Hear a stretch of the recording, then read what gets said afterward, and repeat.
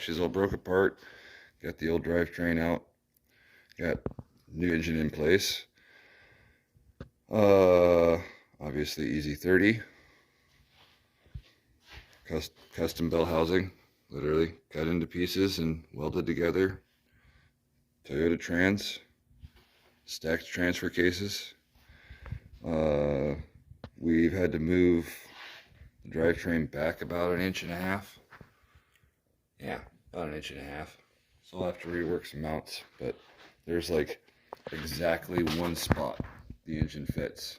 You got to tuck that timing cover right in behind this steering shaft here, and that's where everything else goes beyond that.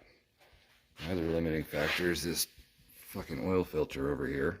It sits right on the frame, so relocate kit for that, I'm pretty sure, is what I'm gonna do there. Yeah, obviously not ideal. It's sitting there somewhat where we want it. Which brings me around to what we were working on last night. A stock motor mount, stock failure point of a stock motor mount, and my solution for said problem. I'll be adding triangular gussets in the corners here, just to give it a little more strength, but that should help. At least even if the bushing fails, it's still got a solid mechanical connection to keep the engine from jumping out of the engine bay. There's the engine that's going into it. I had to tear the front cover off because it had broken parts and leaking oil and things, but one man's trash is another man's treasure. Aside from the oil leaks and broken stuff, it's supposedly all brand new inside. At least that's what I've been told. Hopefully it holds up. Today's project is try to get that engine and trans bolted in there securely, and maybe start dropping a body back on it and cutting out a firewall and a floor pan and a trans tunnel to make it all fit again. Alright, well, I guess we'll do some time lapses today. I think that's the way to do it. Progress log number 2. We got the flat 6 in.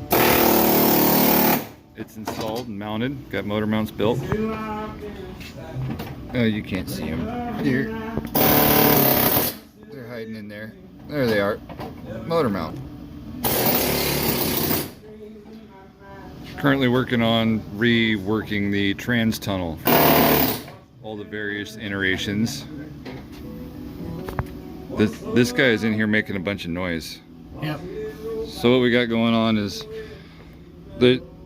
this car has been through several iterations of setups. Originally, when we had the full EJ with EA series 4x4 trans and the divorce transfer case, this was sitting back here and it was all built out around it.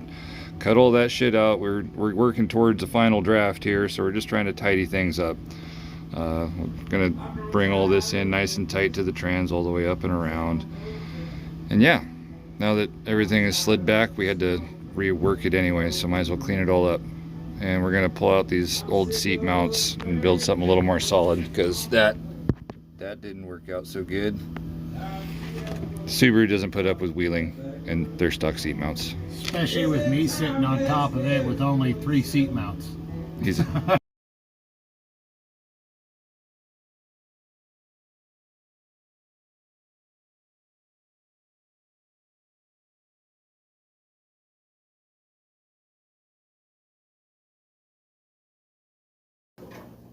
Was sweet.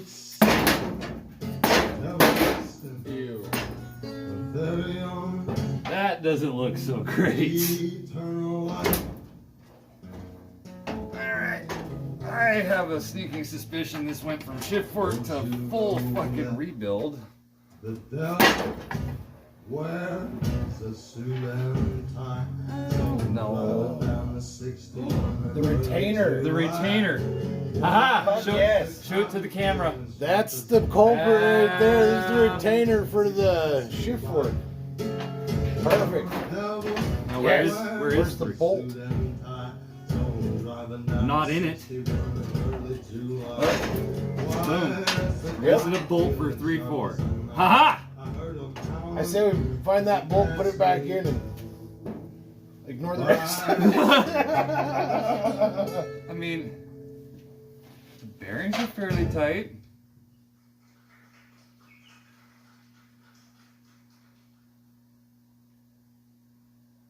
Alright, let me clean off my hands and we'll bring them in here and we'll show them what we found. Where is that? Where'd the bolt busted go? bolt?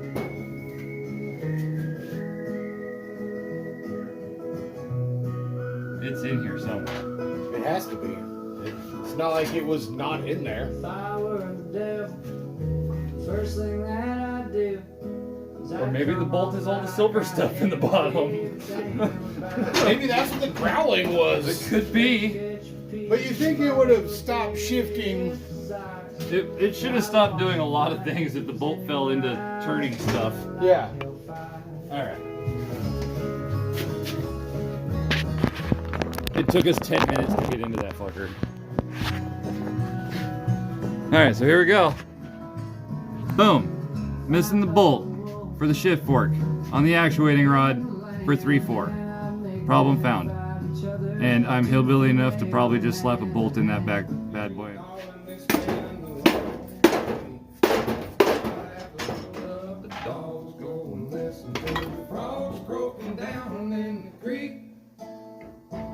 Show the people. There.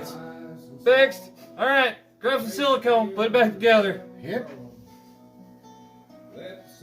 Now, let's get the rest of this case off of here and we'll at least Look at the rest of it. look at the rest of it. Just went tank.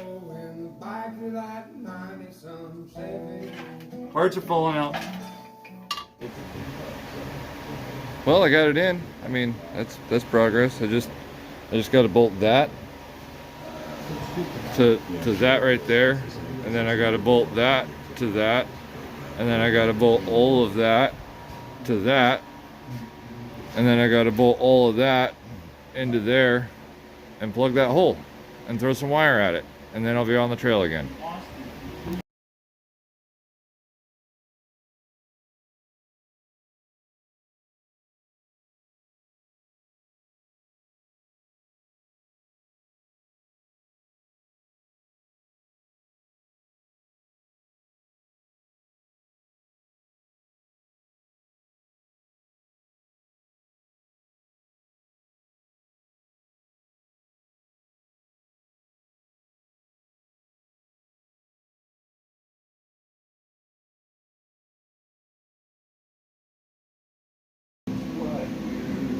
Alright, well, we're back on Groot today.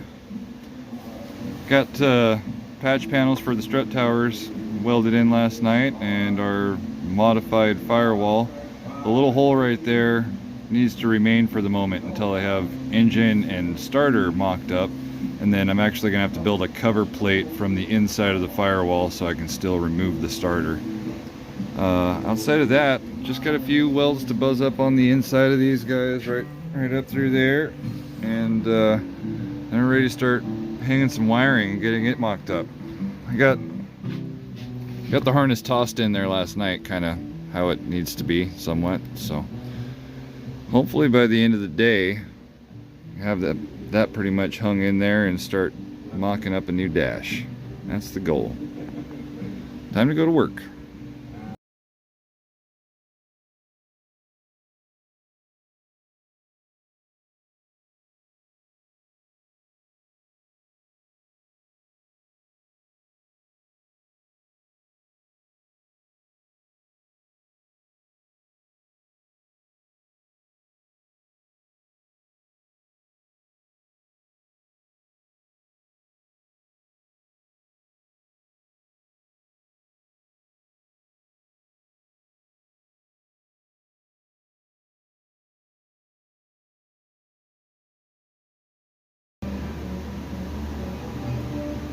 Alright, we got all the various holes patched up, squirted some paint on it just to keep the surface rust at bay.